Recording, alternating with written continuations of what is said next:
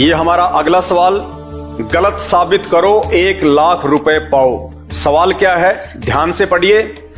चारों वेद में ब्रह्मा विष्णु महेश श्री राम व श्री कृष्ण जी का नाम तक नहीं है। जी हां, जो भक्ति का संविधान है हमारे चारों वेद और पवित्र गीता जी, इनमें कहीं भी ब्रह्मा विष्णु महेश का, उनकी माता शेरावाली का और श्री राम व श्री कृष्ण जी का नामो निशान भी नहीं है। वेद उस परमात्मा की महिमा गाते हैं। चारों वेदों में परमात्मा की महिमा है।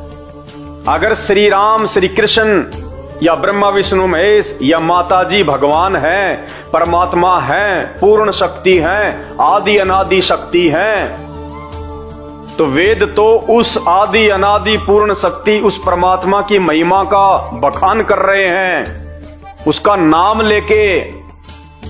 अगर यही भगवान है, पूर्ण परमात्मा है, श्री राम श्री कृष्ण ब्रह्मा विष्णु महेश और ये दुर्गा जी, तो चारों वेदों में और गीता जी में इनका नाम तक क्यों नहीं है?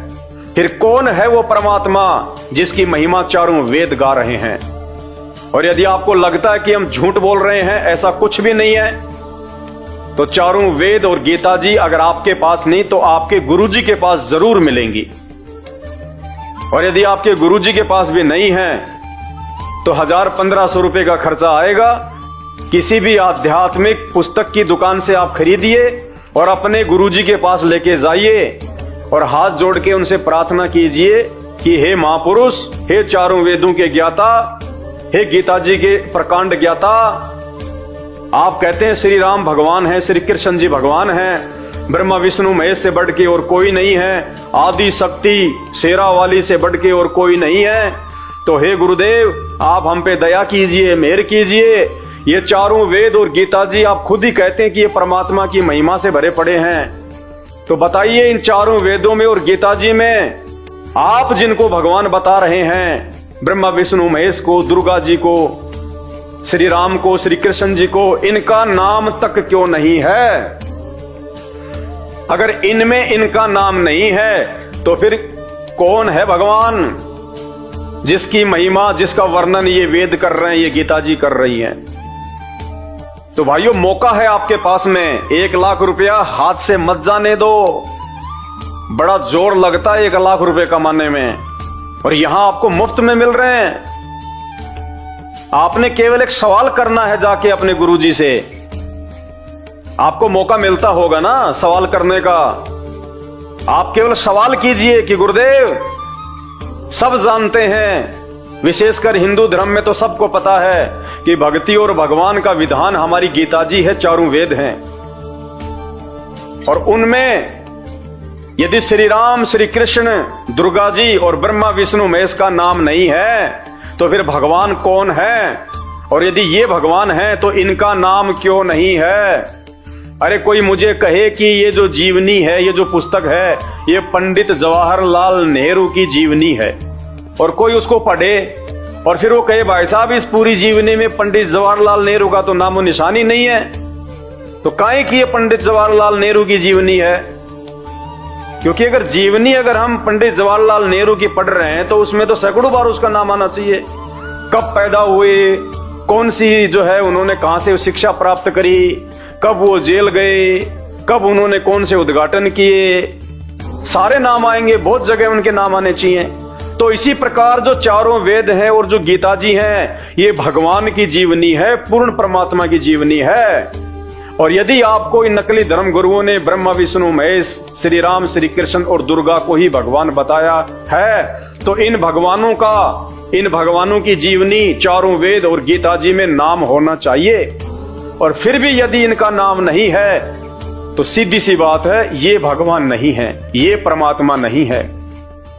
तो सवाल कीजिए अपने धर्म गुरुओं से, चुप मत रहिए,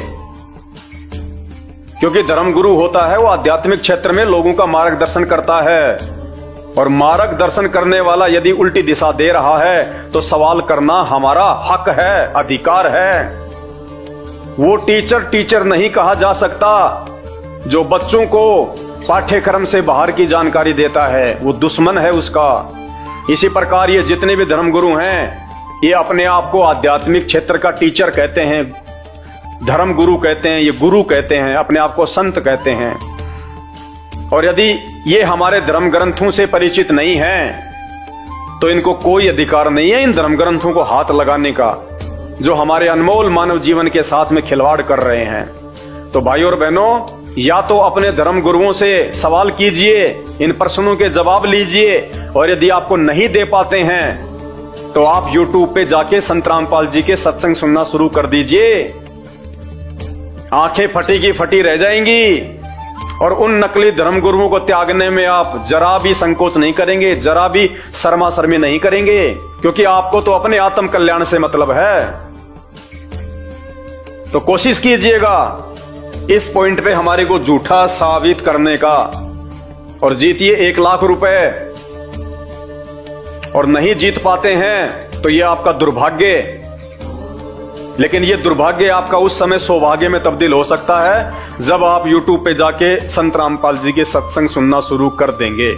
उसके बाद आपको 1 लाख ही नहीं, आपको 1 करोड़ से भी ज्यादा आपको फायदा मिलेगा, आपको लाभ मिलेगा, जब आपको पता चलेगा कि इस मानव जीवन की तो कोई कीमत ही नहीं है।